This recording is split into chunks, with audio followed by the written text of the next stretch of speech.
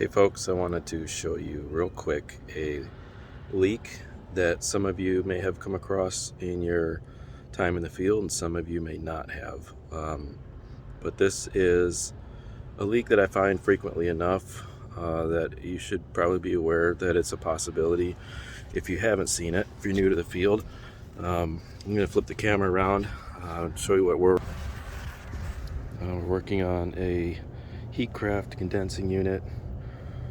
Got a R22 compressor, and just a quick look around here, and down here we see a slick of oil, a lot of little puddle of oil there, and on this low pressure control you can see that the grommet has been pushed out, and there's a bunch of oil on the wire. You can see that. I'll turn the camera over here and you should be able to see some bubbling.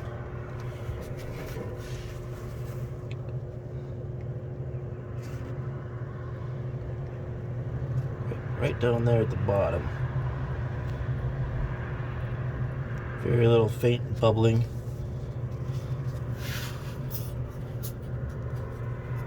You can actually hear it trying to push out of there.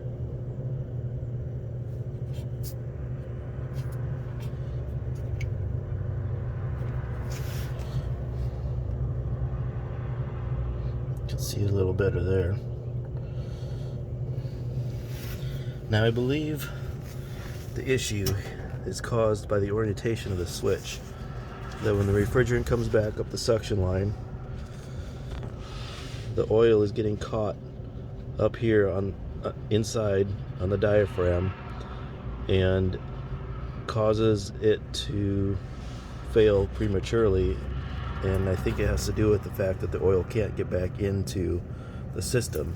So when I take this off, I'm expecting to see this whole cavity right here filled up with oil. It'll be consistent with all of this that I see down here. So let's take it apart and see what we got. I'll show you what I'll be putting in its place, since this is a second pressure switch that I've put in the last year and a half. Alright, well, break this loose, got it pumped down. There's probably a Schrader underneath this, but I don't always trust the Schraders if there is one, so I usually pump them down, and then that just gives me freedom to continue working without fear of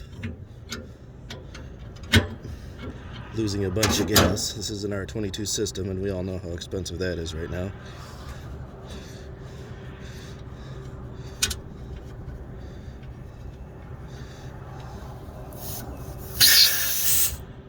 And there was not a Schrader in there.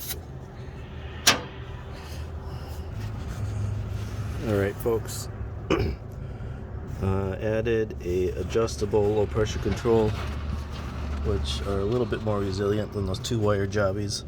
I just ran it through here, through the knockout in the control box. I'll put a grommet in there in a little bit, and have it mounted right there, and I'll wire it up and get it set. Okay, for an R22 system, I have this set approximately cut in at 40 and the cutout at 10. It's on a pump down system, so we don't want it to go into vacuum, and we don't want it to get really high pressure before it kicks in. So I'm actually taking my tubing cutter right now and I'm cutting it open to see if I can see the failure point.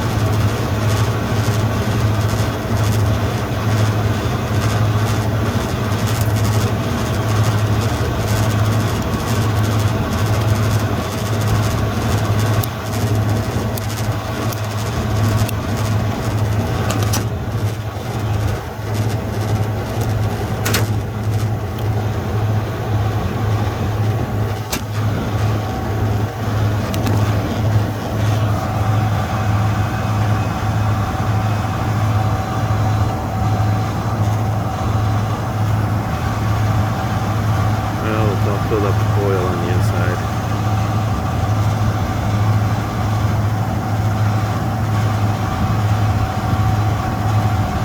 Those are the contact terminals. There's a contact right on this terminal here, right at the bottom of it.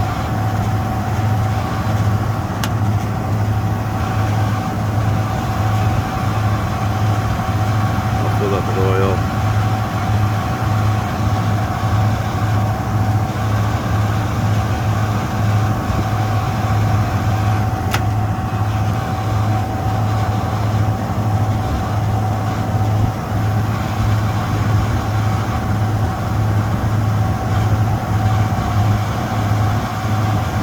To see exactly where it's leaking.